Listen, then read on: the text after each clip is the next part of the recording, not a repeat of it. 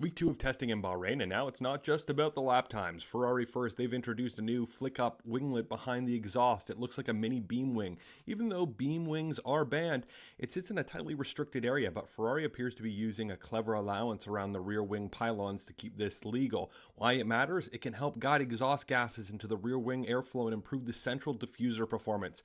Very small part, potentially meaningful downforce. Now onto the fuel side. Red Bull have been cleared to use Exxon sustainable fuel for Australia. Mercedes is still believed to be waiting on approval from their fuel source, and that's very significant. If approval comes late, Mercedes and their customer teams could be forced into a provisional fuel.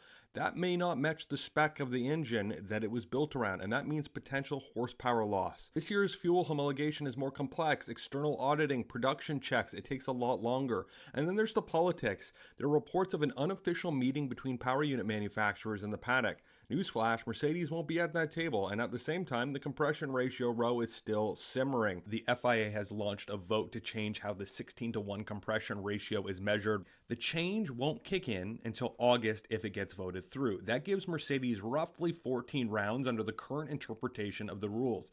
And Max, he doubled down on his criticism of the new regulations after calling it anti-racing and Formula E on steroids. Asked about his comments this week from last week that caused a stir, he unsurprisingly said he was just being honest.